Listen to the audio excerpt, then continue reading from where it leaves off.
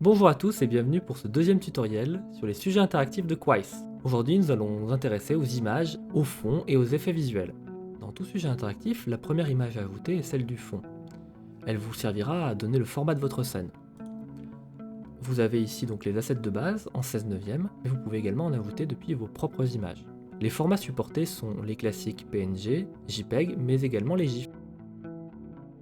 Par exemple, nous avons ici un fond au format JPEG, sur lequel vous pouvez ajouter un élément visuel. Et de la même manière, soit vous pouvez ajouter les éléments visuels de base, qui sont tous des assets en 1000 par 1000, ou sinon, ajouter directement depuis vos images. Par exemple, ici un GIF. Et comme vous pourrez le voir, le GIF est lu sans aucun souci par le sujet interactif une fois lancé.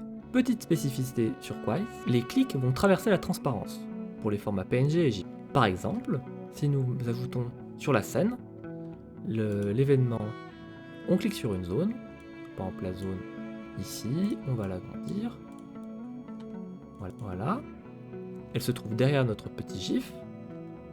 Nous faisons en sorte que lorsqu'on clique sur cette zone, on affiche un message. Comme vous allez pouvoir le voir, si nous cliquons sur le petit chat, rien ne se passe. En revanche, si nous cliquons sur les pixels transparents, le message s'affiche correctement. Attention toutefois, puisque même si vous modifiez les effets visuels du GIF, qui se trouve ici, filtre visuel, et que vous lui mettez une transparence totale, comme là, et bien lorsque nous cliquons, si nous cliquons sur la zone où se trouvait notre GIF, ici, le clic ne traverse pas. Il ne traverse que sur les zones qui étaient originellement transparentes. Ce petit exemple est la transition parfaite pour parler maintenant des effets visuels. Afin de voir plus en détail les différents effets visuels, je vous ai préparé un petit sujet test. La fenêtre pour modifier les effets visuels se trouve dans la fenêtre de positionnement. Vous pouvez voir juste ici. En cliquant, apparaissent tout un tas de paramètres. Vous pouvez par exemple mettre du flou, changer la luminosité, ou encore ajouter une ombre à votre élément. Et en cliquant sur la flèche, vous pouvez tout simplement remettre tout à zéro.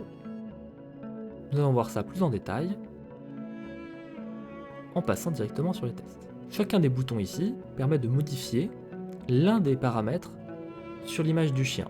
Par exemple, si je clique sur le bouton flou, il va devenir de plus en plus flou. Ceci est le maximum possible. Si je clique sur luminosité, ceci est le maximum possible, et sur luminosité moins, cela est le minimum possible.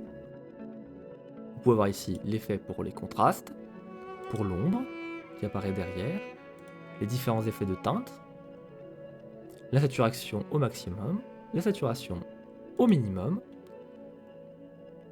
la transparence, jusqu'à disparition complète de l'élément, et enfin l'effet de négatif.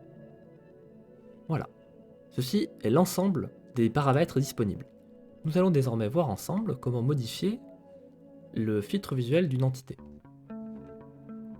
Par exemple, nous sommes sur le fond ici, donc nous allons faire en sorte de cliquer sur une zone, par exemple la zone ici en bas, et lorsque l'on clique sur cette zone, nous allons demander à appliquer un filtre visuel.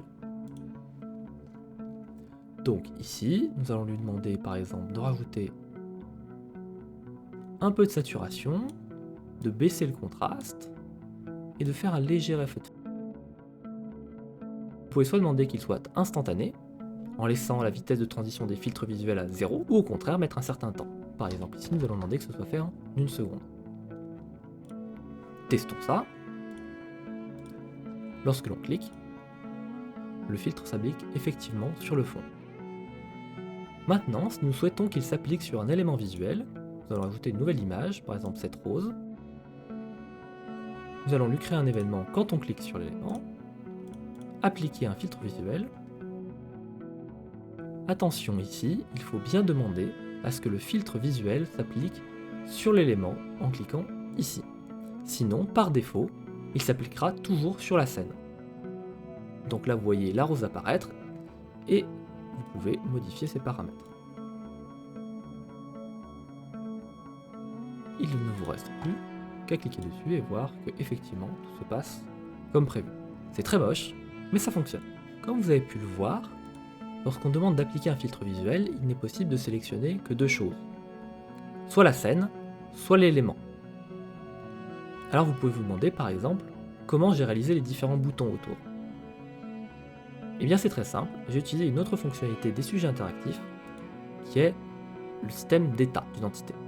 Il est possible de changer l'état d'une entité à partir d'une autre entité.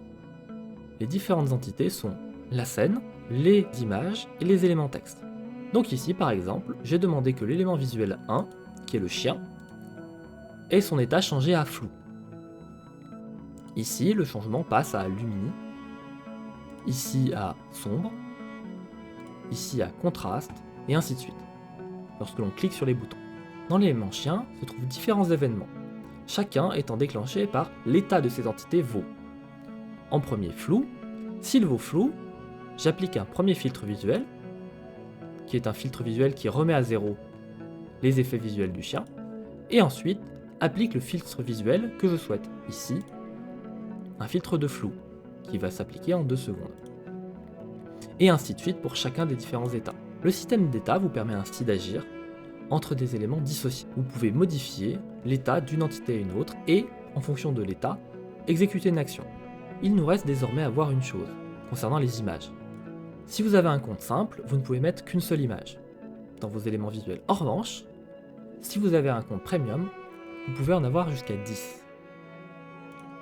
Ici, nous allons rajouter, par exemple, un chat, comme seconde image, et faire en sorte que lorsque l'on clique sur le chien, sur l'élément visuel, clique sur l'élément, eh bien on fait changer l'image de l'élément, ça ne charge pas tout à fait correctement, mais ce sera réglé dans les prochaines mises à jour. On passe sur la deuxième image qui est le chat, et attention, et effectivement lorsque l'on clique, le chien devient un chat. Attention cependant, si les images mises dans le même élément n'ont pas le même format, la seconde image se retrouverait déformée. Nous allons tester ça rapidement. Si par exemple, à la place du chat, je mets l'image de tout à l'heure, le fond, qui n'a pas du tout le même format, eh bien il se retrouvera déformé, comme vous pouvez le voir ici. Les paramètres de la première image, donc son positionnement, son réglage de taille, va influer toutes les autres images. Donc, idéalement, il faut qu'elles fassent toutes le même format. Vous n'aurez jamais de problème si vous utilisez seulement des assets de base, car elles sont toutes en 1000 par 1000. Merci à tous d'avoir suivi ce deuxième tutoriel sur les images et les effets visuels.